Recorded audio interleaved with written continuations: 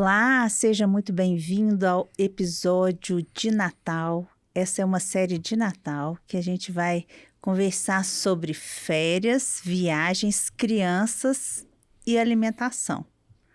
E eu gostei tanto daquela nossa conversa com o Dr. Frederico, que a gente conversou sobre introdução alimentar, que eu convidei ele novamente para ele vir participar desse episódio.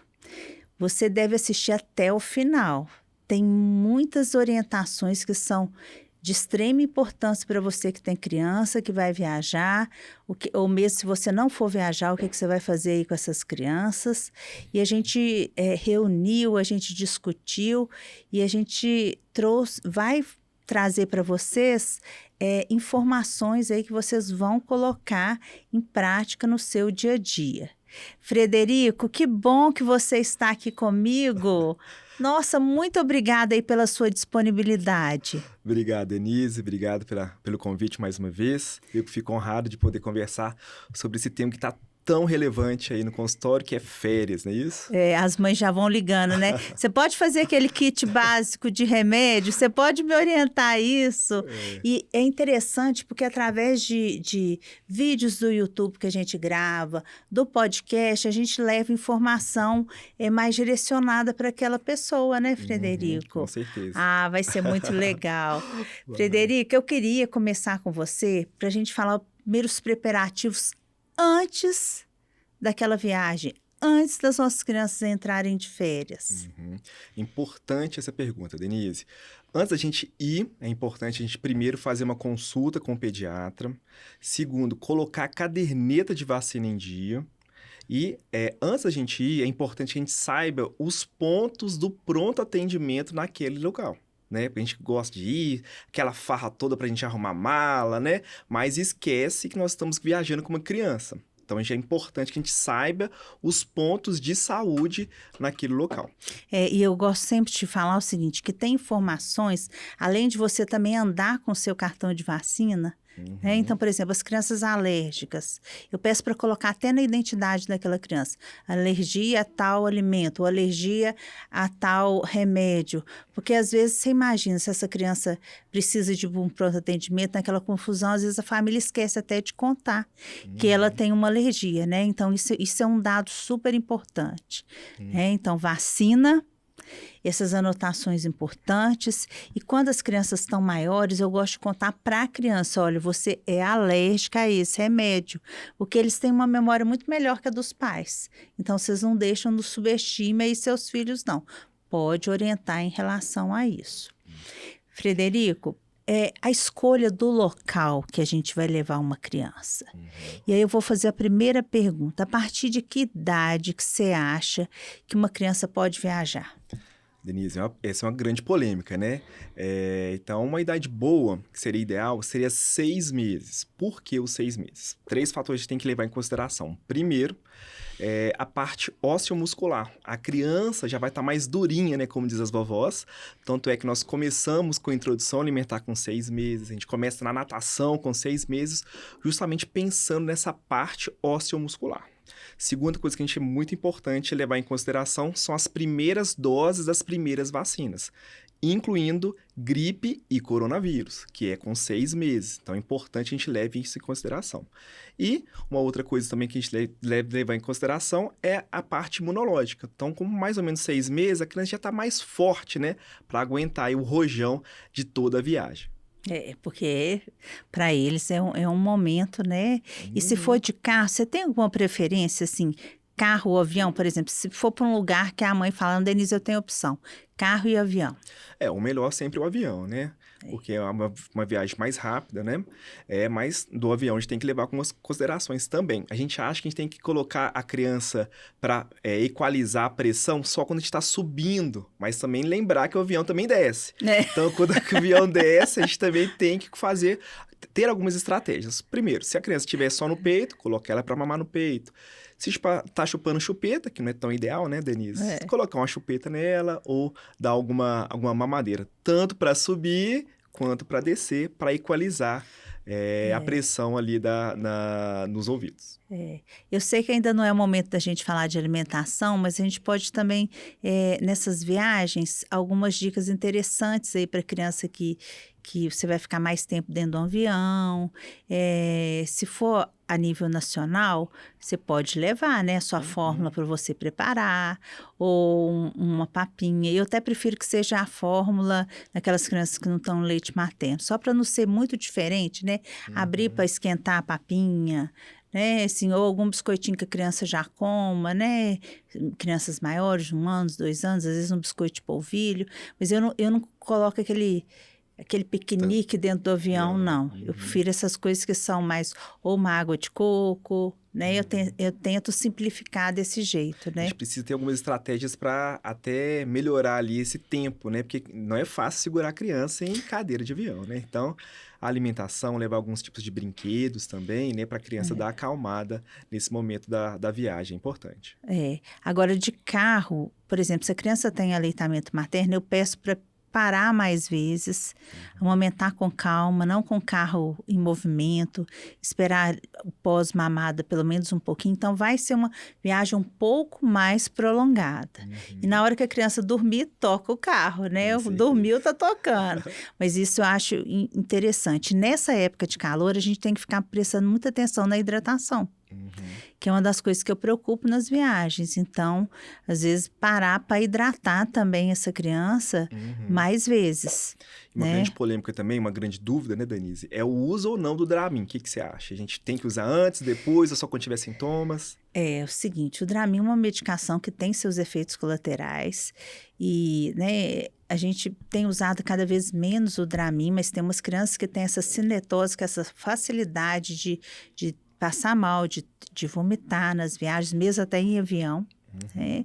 E ele realmente é o mais eficaz, mas a gente espera pelo menos 2 anos e usar naquelas crianças que são muito sintomáticas. Eu tenho usado outros medicamentos e já tem surgido terapias para esses quadros, você acredita? Legal. Tem a doutora Cláudia aqui, que é otorrina, a Cláudia Ávila, ela tem alguns procedimentos aí em relação à cinetose. Muito interessante isso, ela é otorrino. Ela é otorrinolaringologista, Ótimo. sabe? Então vamos realmente tentar usar quando a criança tiver sintomas, né? Eu acho que é Sintomas. importante a gente levar na nossa farmacinha, né? Tanto o Dramin quanto a ondansetrona. Nesses casos de cinetose, o Dramin é o mais É o indicado. mais indicado. Mas vamos deixar primeiro ver se a criança vai passar mal ou não, né? E aí eu te faço aquela pergunta, mas eu quero que ele durma. Então eu vou dar o Dramin para ele dormir. Não, deixa a criança curtir a viagem, né? Acho que nós temos outras estratégias para interter a criança, né? Como alimentação, com alguns brinquedos. E eu acho mais prudente deixar a criança ir além. Eu sou um pouco traumatizada, porque como eu trabalhei muito tempo na UTI pediátrica, chegavam muitas crianças intoxicadas com Dramin. Pelos efeitos colaterais. E eu tenho um caso que, sim, a mãe quis dar para ver se dormia, e na verdade a criança ficou muito mais agitada, excitada, e aí foi pior ainda a viagem do que esse quadro.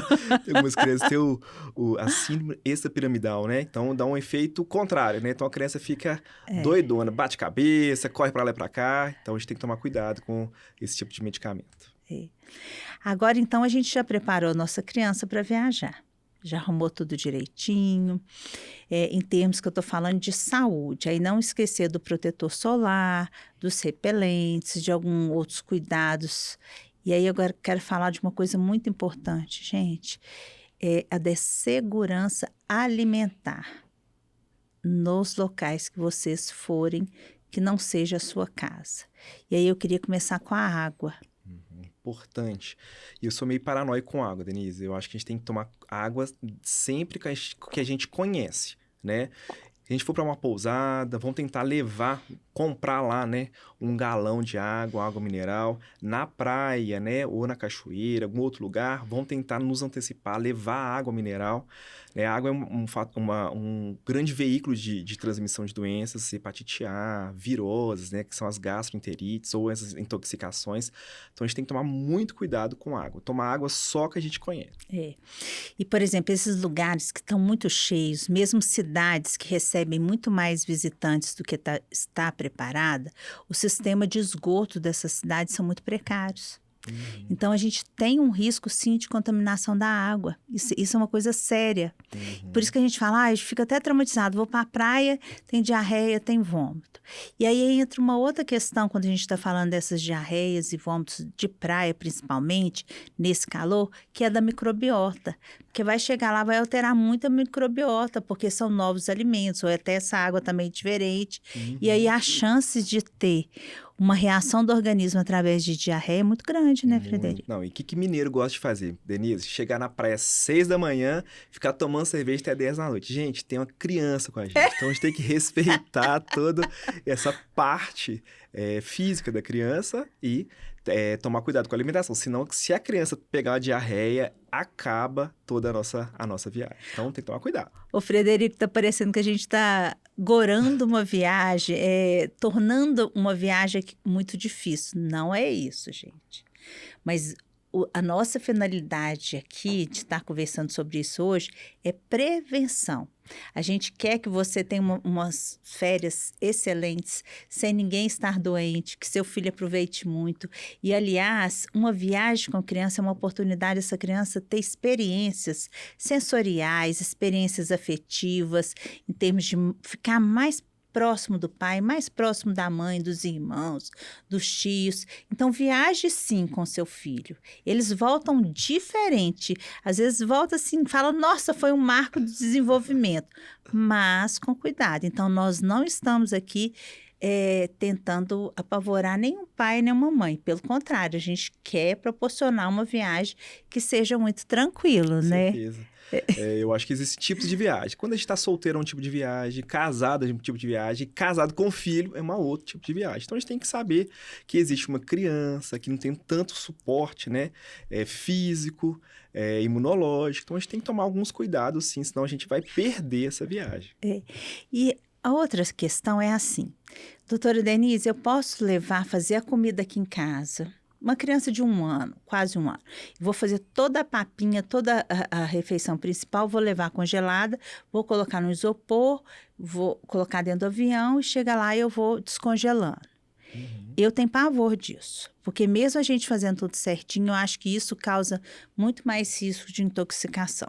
Eu prefiro que você, hoje vários hotéis a gente já chega, já anota qual que é a alimentação que a gente quer para o nosso filho, ou se você alugou uma casa, você vai no supermercado lá da sua cidade, compra e faz uma comida simples, um arroz, uma batata, uma carninha, uma fruta, coisas fáceis, não precisa fazer coisas difíceis.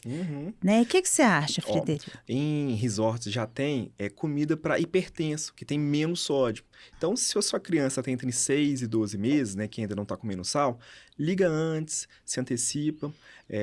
Eu também acho que seria ideal procurar algum sacolão, algum supermercado, se antecipar, né, para saber onde é que tem esses locais para fazer, né, a comida lá.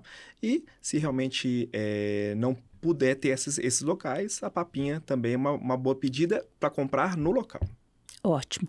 E a gente também tem papinhas industrializadas que são conservadas a vácuo, que também são opções seguras, né? E eu e o Frederico, a gente estava estudando, a gente gostou muito da Papapá, né?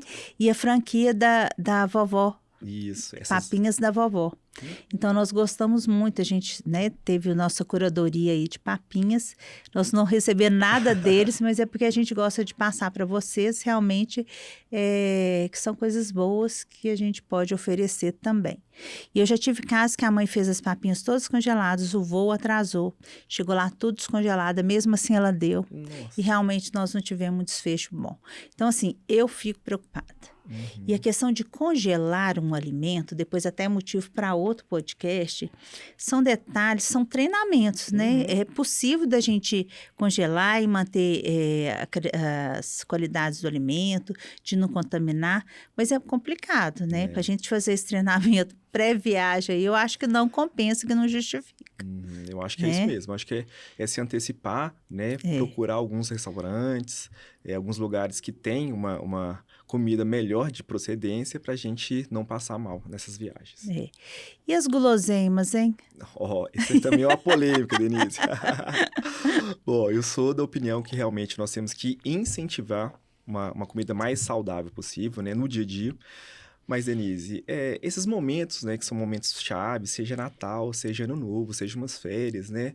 Eu acho que são momentos que a gente precisa, sim, curtir. Eu acho que a gente não tem que oferecer, mas ficar cortando, falando que não pode, eu acho ruim, sabe? Eu acho que nós temos que deixar a criança escolher se vai comer ou não, sabe?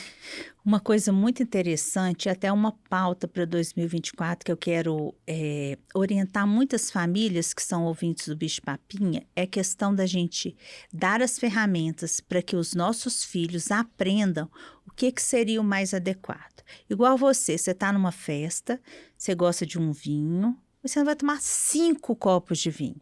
Você sabe aonde parar. Você sabe quanto que aquilo para você não está legal. E essa questão da gente ensinar os nossos filhos o que eles devem escolher, o quanto que eles devem comer, isso começa desde bebê, pequenininho. Porque aí ele vai entender o que é fome, o que é saciedade. Então, se ele vai numa festa, ele vai comer, sim, um brigadeiro, mas ele vai comer 10, né? E essa é a nobre arte da maternidade e da paternidade. É o dia a dia, né? Para fazer com que chegue nesses momentos que ele realmente aproveite, que ele coma, mas com equilíbrio. Com equilíbrio. Então, assim, um picolé da praia que comprou fechadinho de uma marca, né?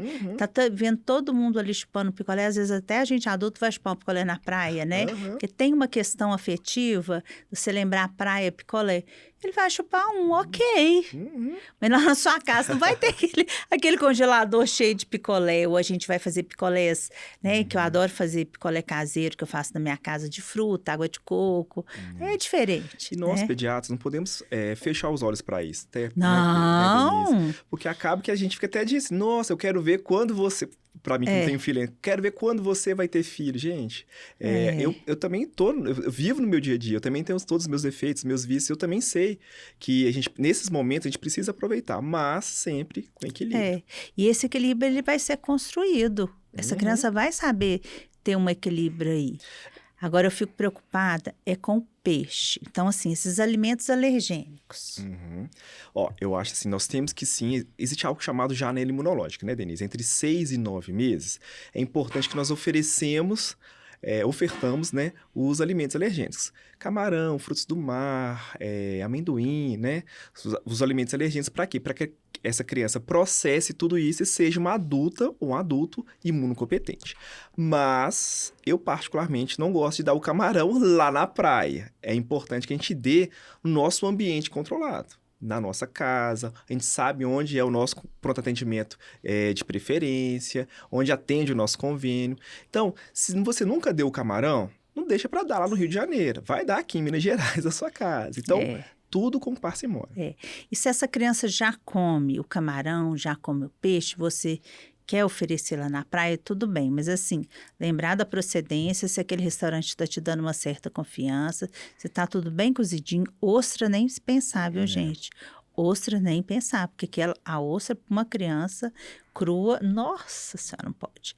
E conferir espinho, né? Porque falar, não, esse peixe aqui com certeza é sem espinho. Várias vezes, esses peixes sem espinhos, a hora que você vai passar o garfinho assim, você vê que tem um espinho. Então, peixes sem e conferir. Né? Na hora que for dar. E camarão, os frutos do mar, eles precisam ter uma higiene antes de preparar muito grande, porque também, senão, uma contaminação aí fica maior, né? Então vamos lembrar disso. Eu tentar sempre oferecer com a gente, sabe? E tentar evitar da primeira vez. E hoje parece que virou moda o tal do ceviche, né? Que são os alimentos, né? Pouco cozidos. E eu não daria isso para criança, não, gente. A gente não sabe como é que tá essa cozinha lá dentro, eu né? Eu não daria, não, porque eu já passei um aperto. A Carol, quando tinha 2 anos, a gente foi para um hotel lá perto de Ilhéus, um resort. E ela pegou um quadro de uma intoxicação com diarreia e vômito, que eu tive que ir para um hospital. E ela ficou o dia inteiro num hospital. Eu quase que precisei contratar um avião para transportar ela aqui para Belo Horizonte. Nossa. A situação foi muito traumática para mim. Porque, primeiro, que você está fora de sua casa. Segundo, foi difícil achar um hospital que atendia criança. Não, tudo um caos, né? Nossa Senhora. Eu fiquei tão traumatizada que eu custei depois de ter coragem de viajar de novo com ela. Então é complicado. Nesse momento agora, no pronto atendimento, a gente começa a tomar trauma do tal de Caldas Novas. O pessoal gosta de Caldas Novas, mas tem que tomar Nossa. cuidado também. É otite sem parar, né? Toda hora é otite, é gastroenterite. Então, bom senso também, né? Então, como a gente conversou, tentar tomar água sempre, água mineral, conferir essa comida, porque esses lugares tem muita gente e água junto, é grande chance de passar mal, principalmente com E de passar gastroenterite. mal. E falando em passar mal, e a nossa farmacinha? Denise, é importante a gente, antes da gente pensar na farmácia, é pensar nos sintomas. Quais são os 4 sintomas principais que a gente tem que pensar? Primeiro, febre. Então, vamos tentar levar um antitérmico. Vômitos. Então, vamos levar um antiemético, né? Um antivômitos. Terceiro, as alergias. Vamos levar um antialérgico. E quarto, diarreia. Vamos levar um probiótico e um zinco. Mas antes da gente pensar em oferecer esses alimentos lá na viagem, vamos tentar fazer uma conexão, né? Ligar ou mandar uma mensagem para o pediatra de controle, que é importante essa orientação antes da administração de qualquer medicamento.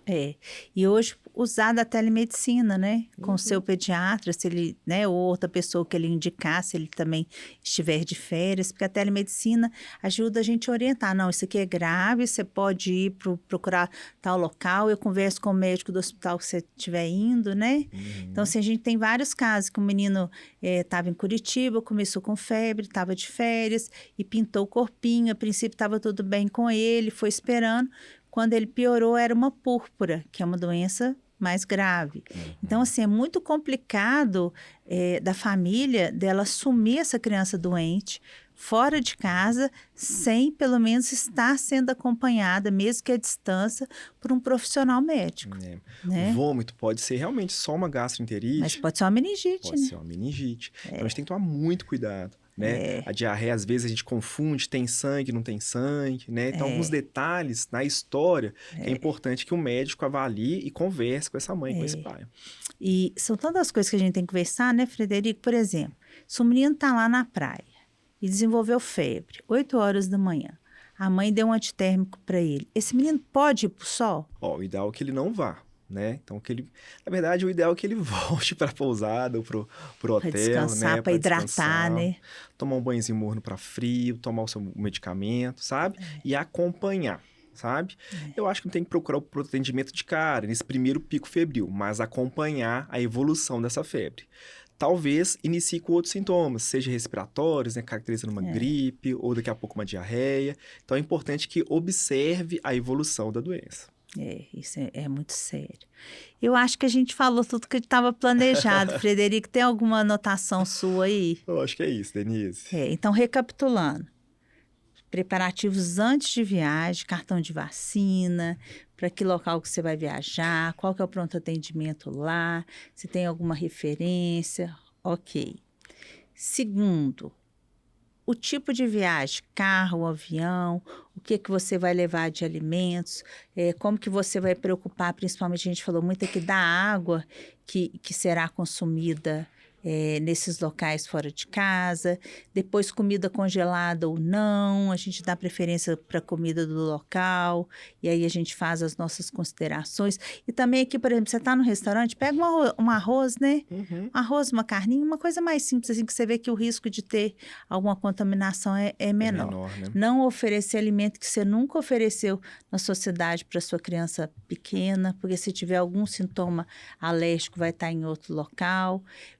Lembrar de levar esse kit básico, que são o que a gente já pode orientar vocês mesmo à distância, que vocês possam usar. E falando também dos cosméticos, né, Denise? Eu acho que é importante falar também do protetor solar, né? A gente tem que tentar dar preferência para um protetor solar depois de 6 meses, mais para os físicos, né? Talvez o Isidim infantil seja uma boa, porque ele não é tão colento. Sim. Depois de 2 anos, aí sim já pode usar os químicos, talvez o da Mustela, fator 50 também, isso é uma boa pedida aí. Sim. E lembrar a ordem da gente da aplicação, né? Então, a gente primeiro toma banho com sabonete, depois passa hidratante, espera um pouquinho passa aí o protetor solar, espera mais ou menos meia hora, aí sim depois a gente passa o repelente. Repelente. Lembrando que o repelente bom é o Sposes BB ou Off BB, né? São marcas boas. Sim. Talvez o cosmético que mais tenha química seja o repelente. Então, até nós, adultos, deveríamos usar os repelentes de bebê lá para que inicie com 3 meses, né? É muita química, mas precisa, né? Eu acho que foi ótimo, né? Muito obrigado.